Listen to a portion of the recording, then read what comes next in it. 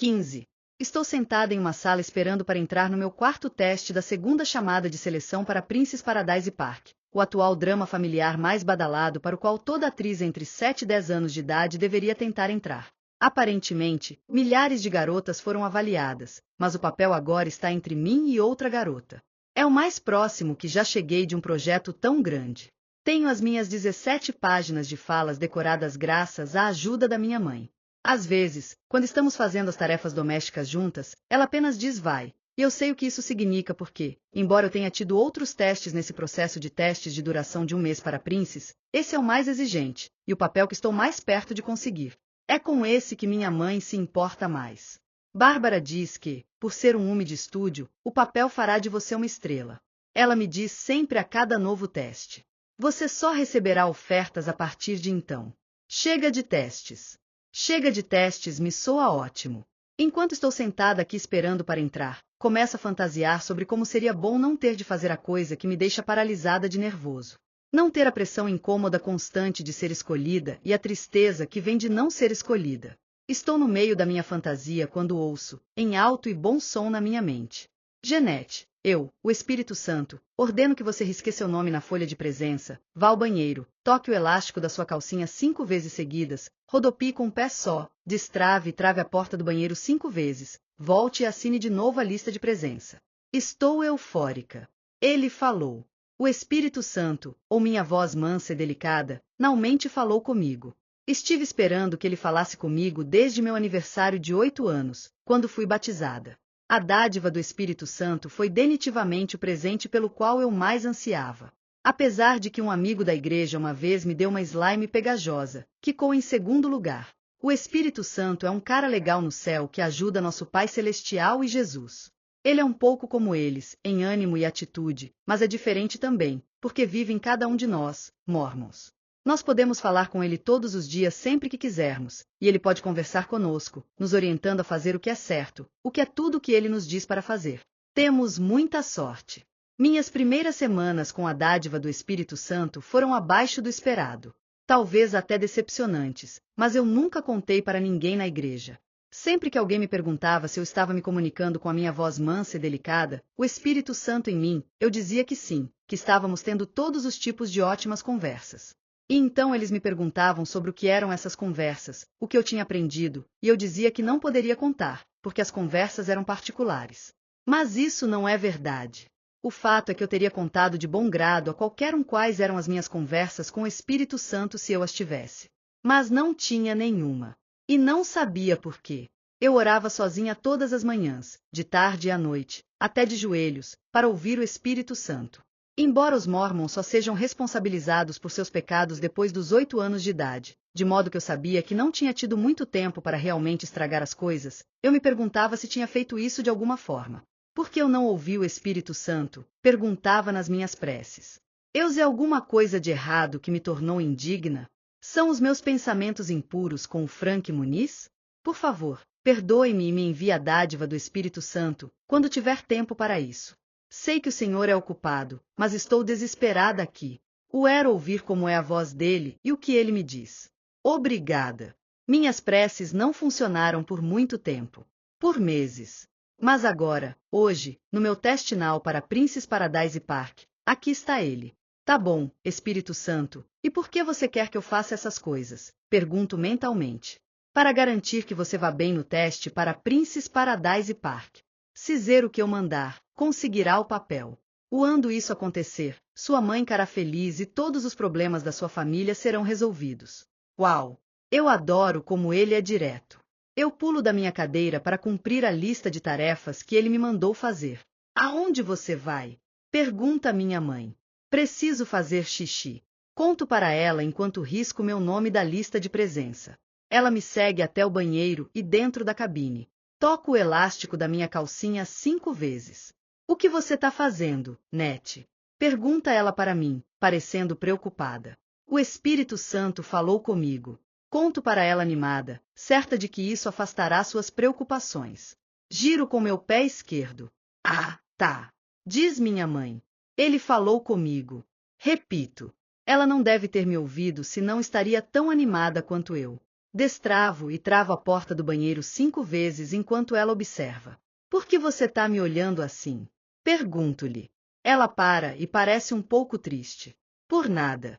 Nós voltamos para a sala de espera e eu assino a lista novamente. Obrigada, Espírito Santo. Obrigada. 15. VDF não tinge os dela? Minha mãe está tingindo meus cílios com a tintura para cílios marrom de venda livre que ela adquire na Rite Aid uma vez por mês ou mais, quando também compra tintura para mechas loiras da L'Oréal, o tubo de rímel transparente de $3 e a versão genérica da Crest VT Strips. É o passeio de recauchutagem, como ela chama, o passeio dedicado exclusivamente ao realce da minha beleza natural. É como ela chama o que eu tenho, beleza natural. Ela diz que meus cílios são longos, mas tão claros que parece que não tenho nenhum.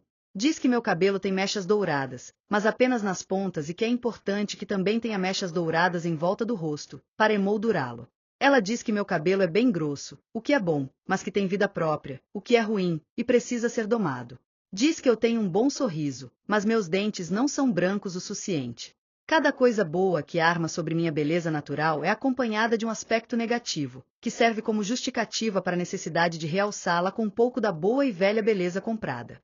E como cada coisinha naturalmente bela em mim vem acompanhada de algo negativo que precisa ser realçado por beleza comprada, estou começando a questionar se eu sou de fato naturalmente bela ou o uso do termo naturalmente bela pela minha mãe entra no mesmo lugar em que outros usam o termo feio. Ai! Ai, por quê? Pergunta ela, porque há diversas coisas que poderiam me machucar agora. Pequenos protetores de papel foram colocados sob meus olhos, junto à linha dos cílios, bem no ponto onde poderiam cutucar meus globos oculares, o que seria digno de um ai. Mamãe os posiciona bem certinho e os mantém no lugar com vaselina porque não quer que a tinta de cílios marrons pingue na minha pele e a manche. Algo em torno de 1000 folhas de alumínio estão dobradas em cada camada do meu cabelo. Há tantas camadas e tanto papel alumínio que meu cabelo está esticado quase que horizontalmente à minha volta. Isso pode provocar 2 ais potenciais. Os papéis poderiam puxar as raízes dos meus cabelos e causar dor, ou a fumaça do descolorante poderia queimar meus olhos. A imitação do Crest VT Strips cobre meus dentes, e embora ele devesse ficar apenas por 15 minutos, minha mãe os deixa lá durante 45 minutos, só por precaução. Embora eu tente e cuspa substância branqueadora nojenta periodicamente, às vezes ela vaza dos meus dentes para gengivas e elas não só ficam brancas como ardem muito, o que também poderia causar um ai. Ainá no me olho. Digo da melhor forma que posso com as tiras nos meus dentes. Cospe e fala de novo. Pede ela. Faço como ela diz. A tinta entrou no meu olho. Merda. Merda, merda, merda. Por que não me avisou? Essa coisa pode te cegar. Inclina a cabeça para trás. Jogo minha cabeça para trás. Ela bate na tampa da privada. Outro ai. Mamãe começa a pingar colírio nos meus olhos. Um coquetel feito com as lágrimas e o colírio escorre pelas minhas bochechas. Tento me endireitar de novo, mas meu cabelo enrosca na descarga. Mamãe tenta soltá-lo. Eu me sinto presa. Minha mãe sempre se importou muito com a minha aparência, mesmo antes de eu começar a ser atriz. Algumas das minhas primeiras memórias são de usar vestidos compridões, bufantes, cheios de babados. Os vestidos pinicavam e irritavam a minha pele e o visual deles parecia bobo e exagerado para mim. Ela sempre me disse que eu estava fonha, embora cada vez que dissesse que eu estava fonha, eu gritava o mais alto que podia que eu não era fonha, eu era uma gacinha. Eu era nova demais para conseguir pronunciar gracinha direito, mas velho bastante para saber que eu queria ser chamada como meus irmãos eram chamados e não por um termo estúpido e menor direcionado às garotas. A interpretação só piorou a obsessão da minha mãe com a minha aparência, principalmente depois que não consegui um teste para o papel principal no Meu Melhor Amigo. Chama a Meredith Fine. Chama a Meredith Fine. Gritava ela ao telefone para a assustada jovem recepcionista do Coast to Coast Talent Group. Nós trocamos a Bárbara pela Meredith há alguns meses, depois de minha mãe dizer que Bárbara Cameron ficou para trás e que essa nova agência, a Coast to Coast, representava os melhores jovens talentos.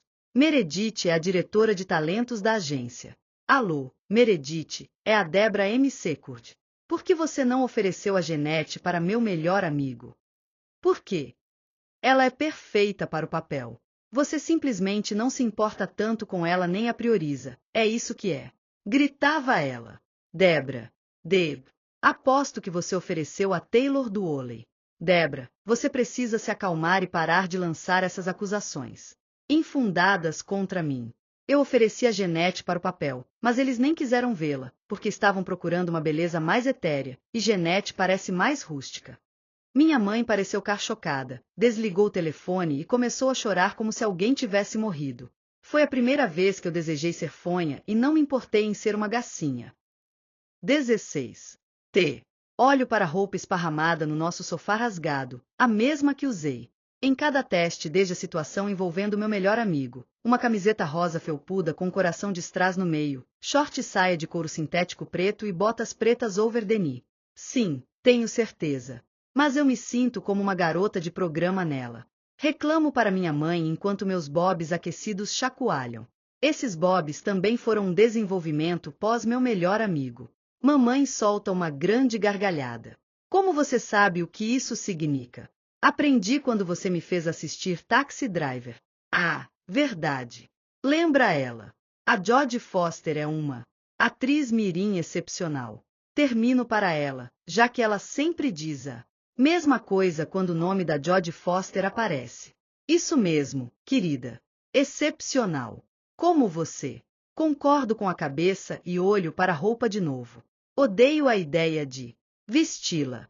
Ela me faz sentir vergonha e não combina nada comigo. Você tem certeza de que é isso que eu devo usar? Sim, essa roupa te deixa lindíssima. Não linda para uma garota de programa, mas lindíssima. Mas estar linda é o braços. Ordena mamãe, me interrompendo. Levanto meus braços. Ela tira minha camiseta e começa a me vestir com a roupa. Eu só ia perguntar se Carlinda deveria ser objetivo. Vou fazer um teste para um hermafrodita em Grey's Anatomy. Não sabia o que isso significava até perguntar para minha mãe, e ela disse que é quando uma pessoa é menina e menino ao mesmo tempo. Se eu deveria ser metade menino, não sei se uma camiseta brilhante é o melhor artigo de vestuário para transparecer isso. Apesar da roupa, recebo um chamado para voltar para a segunda fase de testes naquele mesmo dia. Depois disso, a diretora de elenco sai e pede para falar com a minha mãe. Nós gostaríamos de trazer a Jeanette para um teste now. Apenas ela e outra garota.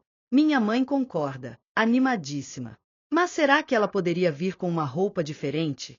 Algo um pouco mais andrógeno? Bem, nós moramos bem longe daqui, lá em Garden Grove. Sabe onde cá? Ninguém sabe onde cá. É longe. Nós temos de pegar a rodovia 101 até a 110 e depois a 405. Nós poderíamos pegar apenas a 5, mas essa rodovia está sempre congestionada. Não tem faixas o suficiente.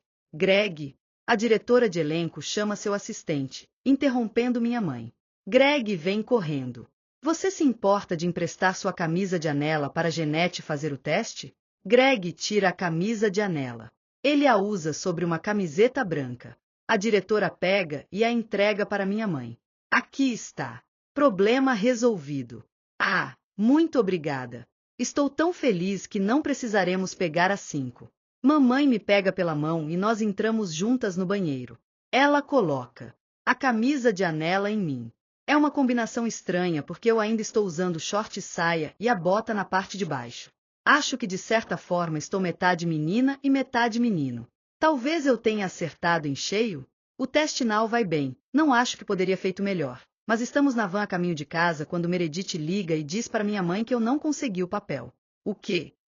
Por que não? Desvia ela agressivamente. Eles disseram que ela é linda demais. Minha mãe desliga o telefone. Sem xingar, sem gritar, sem chorar. Ela está quase alegre. Estou chocada. Nunca tinha visto feliz por eu não ter conseguido o papel antes, mas eu também nunca fui considerada linda demais para um papel. E agora eu sou. Sou linda demais para interpretar uma hermafrodita andrógina de 10 anos. 17. J. Toque. Ele não sabe que consigo ouvir. Acha que estou dormindo no meu colchonete da acústico, enquanto ele e minha mãe assistem Jay Leno. Mas não estou dormindo. Eu só não gosto tanto do Jay Leno, então descanso meus olhos enquanto espero pelo Conan. Ah, por favor. Dá para saber pelo tom dela que faz um gesto com a mão rejeitando a ideia enquanto diz isso. Você precisa levá-la a um terapeuta. Diz vovô. Ah, vá. Jeanette não é uma garota problemática com tiques. Não sei não, eu a vejo fazendo todos esses pequenos rituais o tempo todo. E ela parece tão desvairada enquanto os faz. Isso me deixa mal. Papai, por favor, ela está ótima. Você está se preocupando à toa. Agora vamos assistir ao Jay. O Kevin Eubans é tão charmoso. Olha esse sorriso. Meu avô para de falar para assistir. Ouço a plateia rindo em dois momentos distintos. Então ele fala de novo. Talvez nós devêssemos levá-la a um médico, só por precaução. Ela pode precisar de ajuda profissional. Ela não precisa. Diz minha mãe com reza. A Jeanette é perfeita, tá bom? Ela não precisa de ajuda. Eles voltam a assistir o programa. Eu continuo de olhos fechados e penso no que minha mãe disse.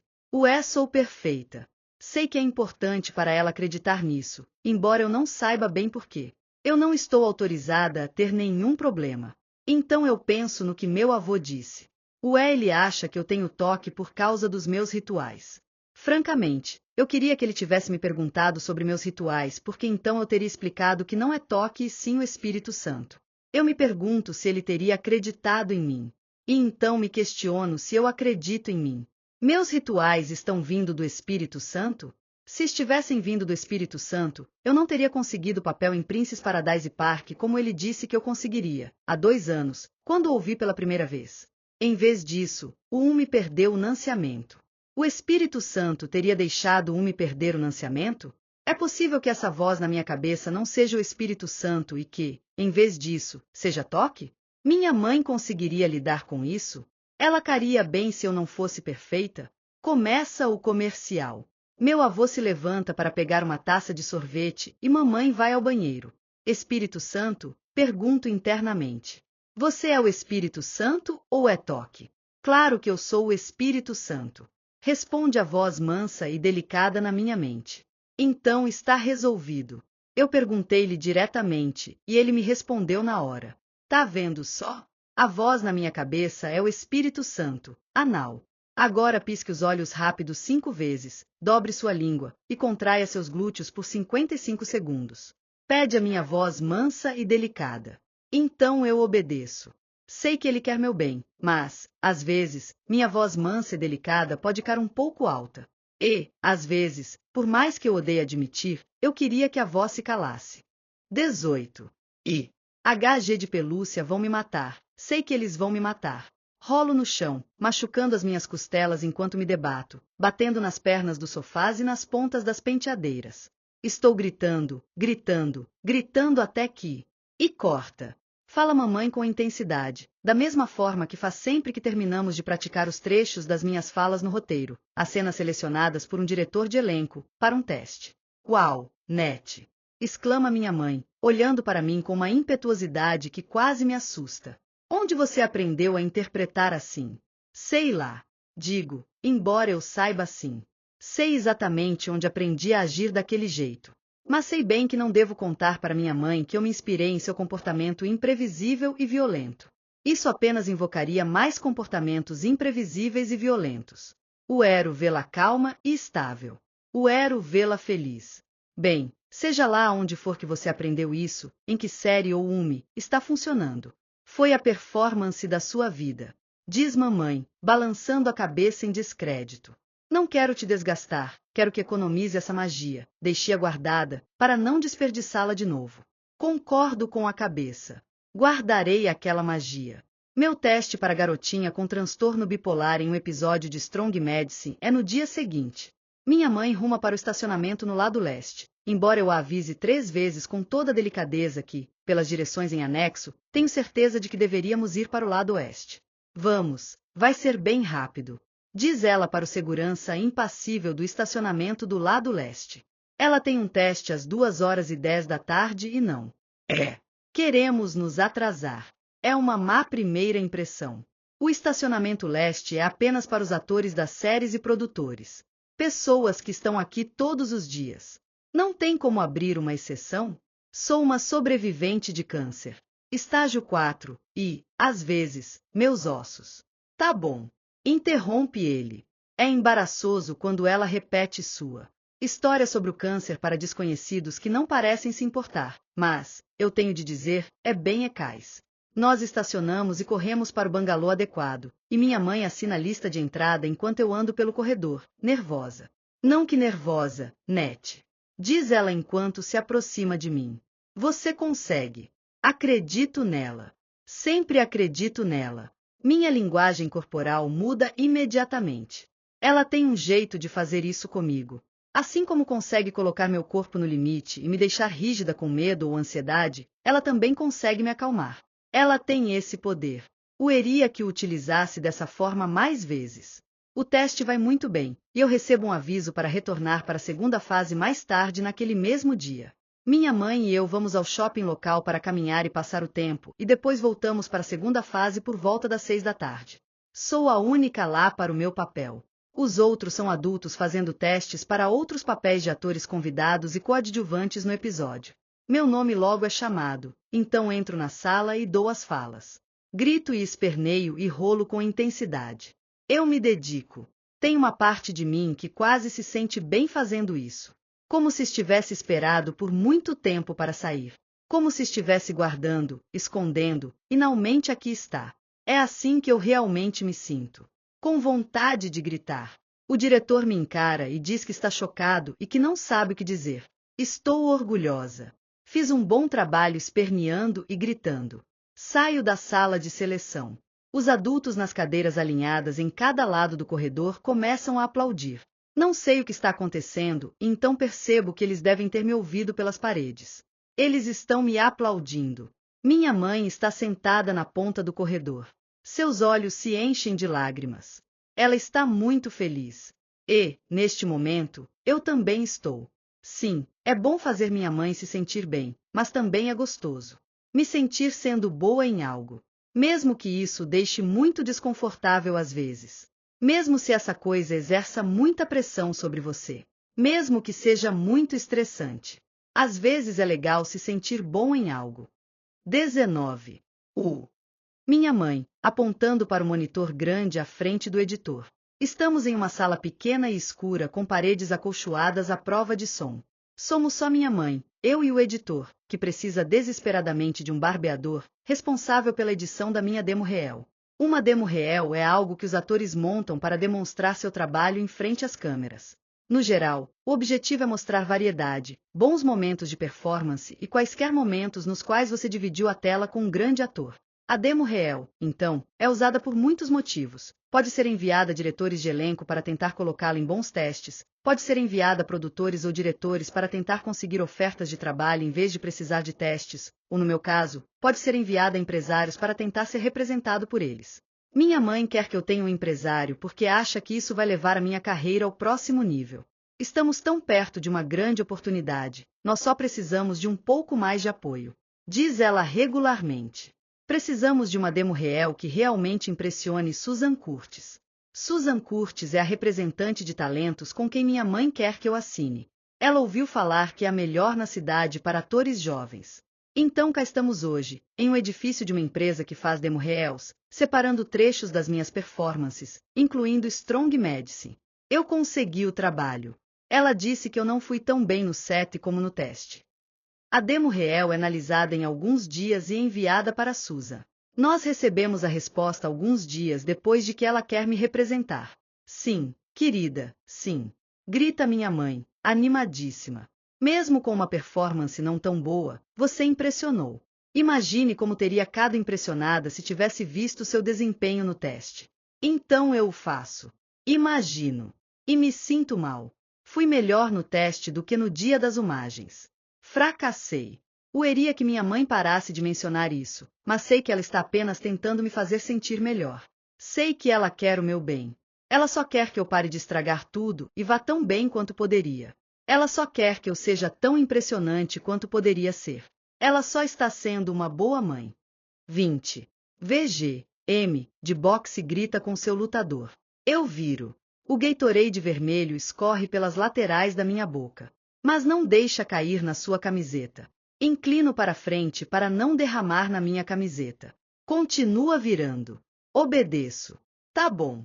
Isso deve resolver, linha. Coloco a garrafa no porta-copos do carro e respiro fundo algumas vezes. Virar Gatorade é exaustivo. Isso com certeza vai ajudar a baixar a sua febre. Boa garota, Net.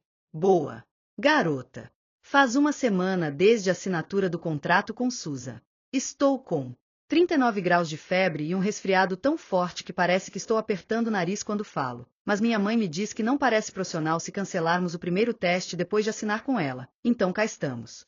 Pelo menos o teste é no Universal Studios, meu estúdio favorito para testes. Há algo tão romântico em ir para o bangalô onde é o seu teste e passar pelo do Steven Spielberg ou ver o bonde do Universal Studios. Dá uma sensação de oportunidade. O teste é para uma série criminal chamada Karen Cisco, para o papel de uma sem-teto de 11 anos chamada Josie Boyle. Minha mãe cogitou passar sujeira nas minhas bochechas para o teste, mas Noemi decidiu que não ia fazê-lo porque é exagero. Fico aliviada com sua decisão. A sala de espera está tão lotada de garotas fazendo o teste que a porta mantida aberta e as garotinhas sentadas na escada repassando suas falas. O diretor de elenco de Karen Cisco deve querer mesmo escolher a sem-teto certa. Aguardo para ser chamada durante 1 hora ou mais, e enquanto isso, minha mãe cá me dando pastilhas Ricola para a garganta e me arrastando para o banheiro para bater o texto ou tomar Gatorade e Tilenol. Nesse ponto, meus olhos ardem com a doença e eu me sinto muito sonolenta e pesada. Eu só quero me enrolar como uma bola. Mas não posso agora. Tenho que trabalhar. Finalmente, meu nome é anunciado e eu entro na sala lotada para o teste. Tem uma parte nos trechos das cenas na qual meu personagem precisa fungar e eu tenho tanto catarro acumulado no meu nariz que ele gruda e faz esse barulho prolongado e nojento que acontece quando você tem sinusite. A diretora de elenco não parece notar. Ela diz que eu usei um ótimo trabalho. Eu retorno para uma segunda fase de testes no dia seguinte, ainda doente. Dessa vez, em vez do bangalô, o teste acontece em uma sala mais espaçosa em um dos belos edifícios perto dos estúdios. A diretora de elenco está sozinha novamente, e ela não me grava, o que significa que haverá mais um teste depois desse. Os diretores de elenco raramente escolhem o ator para um papel a menos que seja bem pequeno. Eles normalmente fazem uma triagem, e então os produtores e o diretor escolhem a pessoa para o papel. Sou chamada para um segundo retorno 2 dias depois, na sexta-feira. Por sorte, a minha febre quase sumiu agora. Estou com apenas 37,5 graus, mas vou levando. O diretor, um britânico de boné e camisa de botão, me observa. A fungada sai sem muito catarro e o resto das falas vai bem. Ele me diz que eu usei um bom trabalho, me dá algumas orientações em algumas das falas, e me manda fazer de novo. Ele diz que eu aceito bem as instruções. Saio e conto tudo para minha mãe. Meu terceiro retorno, o quarto teste no total, ocorre na terça seguinte. Nunca tive tantos testes para um papel em um episódio de série de TV, mas aparentemente tem sido complicado selecionar para esse papel e eles querem se certificar de que a garota certa foi escolhida, por se tratar de um exigente papel principal de atriz convidada, uma categoria acima da atriz convidada, para atuar como antagonista da Carla Gugino e do Robert Forster. Minha mãe descobriu isso com Susan, que a fez repetir diversas vezes que foi uma boa decisão assinar com ela. Ela sabe das coisas. Ela simplesmente sabe das coisas. Estou nervosa com esse quarto teste. Eu quase queria estar doente ainda, porque tenho menos espaço para ficar nervosa quando estou doente. Doença suaviza. Restamos só eu e outras 2 garotas. Ambas possuem mais créditos do que eu, o que minha mãe sussurra ansiosamente para mim a cada 30 segundos, como se eu pudesse fazer alguma coisa com relação a isso. A Andrea Boven está em Desperate ou Ze Vives. A série está indo muito bem, não sei porquê. Bem cafona, se quer saber. Sou a última a ser chamada. Vejo o diretor novamente e há uma câmera na sala dessa vez. Ele diz que vai gravar o teste para os produtores. Concordo. Você é quieta, hein? Pergunta ele. Não consigo me obrigar a responder. Estou paralisada. Acho que é, diz ele com uma gargalhada agradável. Não se preocupe com isso.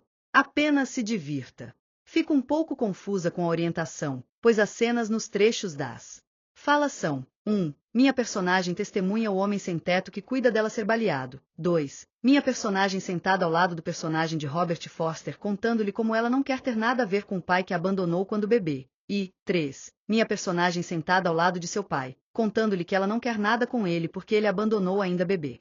Onde está a diversão? Não vejo nada de divertido aqui. O teste de 6 minutos acaba muito rápido. O diretor me diz que sou boa e acha que eu me darei bem nesse mercado. Agradeço e deixo o teste. Naquela noite, nós recebemos a resposta de que eu fui contratada. Minha mãe pula de felicidade. Eu também. Minha bebê vai ser uma sem-teto. Minha linha é a melhor. Minha bebê vai ser uma sem-teto. 21. C. Seca um prato com um pano e me observa digitar. Arrasto o mouse sobre as 3 palavras e clico no botão de negrito no topo da página para aplicar o destaque. Então viro minha cabeça para avaliar a reação da minha mãe. Sim, assim tá bom. Acena ela com a cabeça, concordando com sua própria ideia. Vou fazer macarrão para o Socoti. Imprima quando terminar e eu dou uma olhada. Ela vai para a cozinha e eu volto minha atenção para o documento do Microsoft Word na tela do computador à minha frente. Essas duas coisas, a tela do computador e o Word, são avanços bem recentes no lar dos MC-Curd. Marcos montou o computador na sua aula de programação na escola e eu comprei todos os adicionais com o cheque da minha participação como coadjuvante em CSI, na qual eu interpretei a irmã da assassina. O papel era emocionalmente desgastante, mas valeu a pena depois que minha mãe disse que eu poderia comprar o Microsoft Word e o The Sims com a parte do meu pagamento que ela não usaria para as contas. Estou digitando meu próprio currículo. Isso me deixa orgulhosa, capaz, competente. Quantas garotas de 11 anos de idade estão digitando seus próprios currículos? Eu me sinto precoce. No entanto, essas 3 palavras que minha mãe acabou de sugerir que eu deixasse em negrito me causaram um medo profundo no estômago. Olho para as palavras por um longo momento. Essas 3 palavras caem em primeiro lugar na seção de habilidades especiais do meu currículo. Elas vêm antes de pular com bastão pogo, brincar com bambolê, pular corda, incluindo corda dupla, piano, dança, jazz, sapateado, dança lírica, hip-hop, exibilidade e habilidade de leitura do último ano do ensino médio. Todas habilidades especiais que a mamãe pensa que me ajudarão muito a obter chances, ou que me levarão a perder uma oportunidade por não tê-las, como a vez em que eu perdi um contrato para um comercial do Chef Boyardee por não conseguir pular com pogo. Minha mãe me comprou na Picture and Save e me fez praticar 1 hora por dia por 2 semanas até eu chegar a 100 pulos sem cair do pogo. Sim, eu sou muito boa nisso. Mas nenhuma dessas habilidades especiais é tão importante quanto essas 3 palavras. Aquelas que minha mãe me recomendou colocar no topo, aquela que ela queria em negrito. Chora em cena.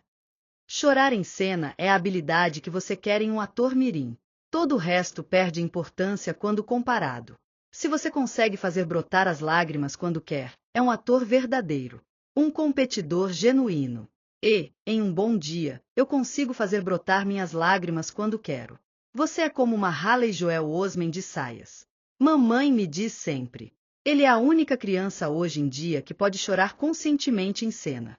Bem, tem a Dakota Fanning também, suponho, mas ela só lacrimeja. As lágrimas não caem de verdade. Você quer lágrimas escorrendo pelas bochechas para a câmera. A primeira vez que chorei em cena foi na aula de teatro. A senhorita Lasky nos disse para pegar um objeto de casa e imaginar uma história triste para acompanhar esse objeto, e então vir para a aula na semana seguinte com ele e contar a história no palco. Eu levei um grampeador. Dustin e Socoti desenham muito, e eles grampeiam os desenhos em pequenos grupos para categorizá-los. Então eu inventei uma história sobre nossa casa sendo consumida por um incêndio que mata meus irmãos e a única coisa que resta é o grampeador. Se eu realmente quisesse chorar copiosamente, teria pensado na morte da minha mãe, mas pensar nisso é proibido. Embora ela esteja em remissão há anos, sua saúde ainda é tão frágil que eu não quero atrair o azar, já que a vida dela está nas minhas mãos com meu desejo anual de aniversário. Essa é uma responsabilidade que eu levo a sério e não quero arruinar jamais por um monólogo lacrimejante.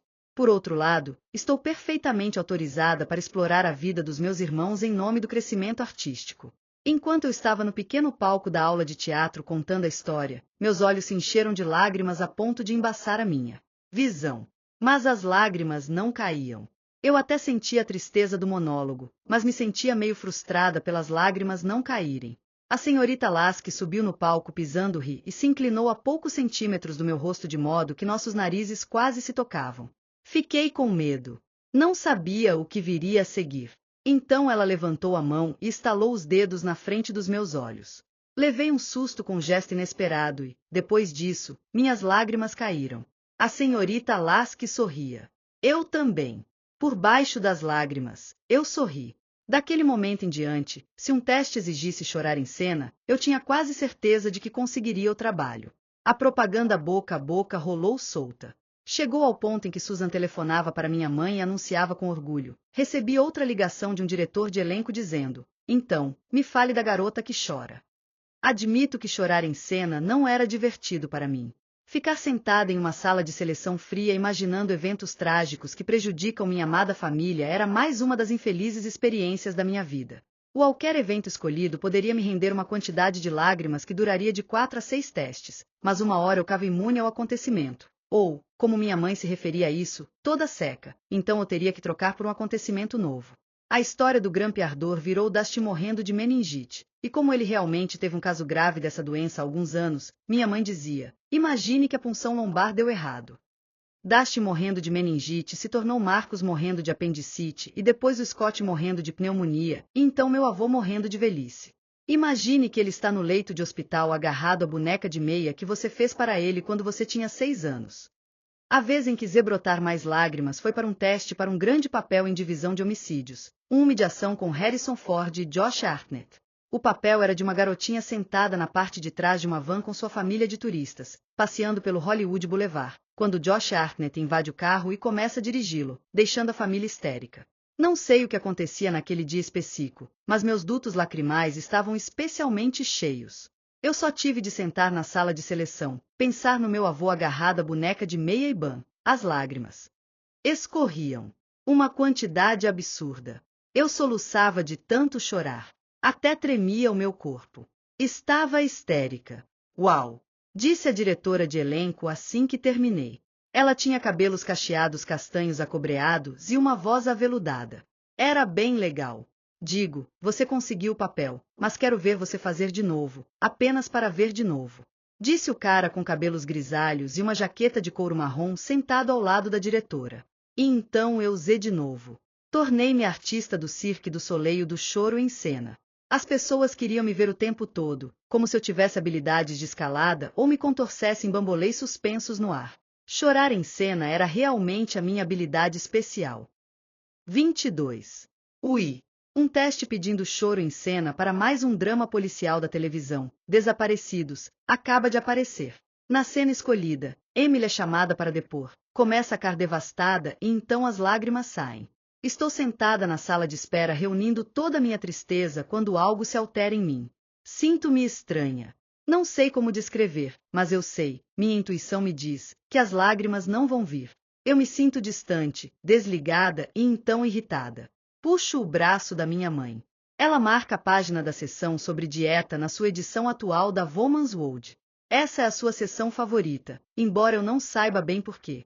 Ela é bem pequena, mede 1,49 metros e pesa empolgantes 41 quilos, como ela costuma anunciar com uma orgulhosa ironia, sabendo que sua contagem de quilos está longe de ser empolgante. Ela deixa a revista no colo e se inclina para mais perto de mim para eu sussurrar em seu ouvido. Mamãe, não sei se consigo chorar. Ela olha para mim, confusa a princípio, mas depois sua confusão se transforma em agressividade. Dá para dizer na hora que ela entrou em seu modo de discurso motivacional, um papel que assume com mais frequência do que o necessário porque a faz se sentir necessária. Ela franze a testa e aperta os lábios. Tem uma infantilidade nessa expressão dela, como se fosse uma criança indo ser um adulto. Mas é claro que você consegue. Você é Emily. Você é a Emily. Ela costuma dizer isso quando está me colocando no personagem. Ela dirá, você é a Emily. Ou Kelly. Ou Sadie. Ou seja lá quem for que eu deva ser no dia. Mas hoje, agora, não estou a Emily de ser a Emily. Não quero ser. Isso nunca me aconteceu antes, mas está acontecendo agora e me assustando. Uma parte de mim está resistindo à minha mente impondo esse trauma. É emocional sobre mim. Uma parte de mim diz, não. É doloroso demais. Não vou fazer isso. Essa parte de mim é tola. Essa parte de mim não percebe que essa é a minha habilidade especial, que é boa para mim, para minha família, para minha mãe. Quanto mais eu chorar em cena, mais contratos conseguirei. Quanto mais contratos conseguir, mais feliz minha mãe cará. Respiro fundo e sorrio para ela. Você está certa. Sou a Emily. Digo meio para convencê-la, meio para me convencer. A parte de mim que não quer chorar em cena não está convencida. A parte de mim grita que não sou a Emily, que sou a Jeanette e que, eu, Jeanette, mereço ser ouvida. Eu mereço ter meus desejos e necessidades atendidos. Minha mãe encontra a página dobrada na revista, mas, logo antes de reabri-la, ela se inclina mais uma vez. Você vai conseguir essa, Emily. Mas não consigo. O teste não vai bem. Meu coração não está nele. Não sinto minhas palavras. E, para piorar, não choro em cena. Eu travo. Estamos a caminho de casa, em meio a um congestionamento na 101 South. Estou sentada na cadeirinha por causa do meu tamanho. Tento fazer minha lição de história, mas sou incapaz de me concentrar porque estou frustrada demais comigo pelo que aconteceu no teste. Estava imersa na minha cabeça durante a cena porque a parte assustada de mim decidiu tentar se manifestar. Essa parte não quer continuar a fazer isso. Não quero mais ser atriz. Aviso antes de sequer perceber que disse isso. Minha mãe olha para mim pelo retrovisor. Uma mistura de choque e decepção preenche seus olhos. Eu me arrependo na hora de ter dito algo. Não seja boba, você adora ser atriz. É o que você mais ama fazer. Diz ela de uma forma que faz soar como uma ameaça. Olho pela janela. Essa parte de mim que quer agradá-la acha que talvez ela esteja certa, que talvez seja o que mais amo e eu apenas não saiba, não perceba isso. Mas essa parte de mim que não quer chorar em cena, que não quer ser atriz, que não se importa em agradar minha mãe e só quer me agradar, essa parte grita comigo para se manifestar. Meu rosto arde, me obrigando a dizer algo. Não, eu realmente não quero. Não gosto. Me deixa desconfortável. Ela faz uma cara de quem acabou de comer um limão. Ela se contorce de uma forma que me aterroriza. Sei o que vem a seguir. Você não pode desistir. Chora ela. Essa era a nossa chance. Essa era nossa chance. Ela bate no volante, acionando a buzina sem querer. O rímel escorre por suas bochechas. Está histérica, como eu estava no teste para a divisão de homicídios. Sua histeria me assusta e exige que eu tome conta dela. Esquece. Digo, em voz alta, para ela ouvir em meio ao choro. Ela para de chorar na hora, exceto por um som de fungada remanescente, mas assim que ele acaba, faça um silêncio completo. Não sou a única que consegue chorar em cena. Esquece. Repito. Vamos esquecer que eu disse alguma coisa. Desculpa. Sugiro que ouçamos o atual álbum favorito da minha mãe, Bat Seriously, do Phil Collins. Ela sorri com a sugestão e coloca no CD player. Coloca na faixa Another Day in Paradise e a música começa a todo volume nos alto-falantes. Minha mãe canta junto. Ela me observa pelo retrovisor. Vamos. Por que você não está cantando também, Nete? Pergunta ela, eufórica, com o humor já alterado. Então eu começo a cantar junto. E ensaio o meu melhor sorriso falso para combinar.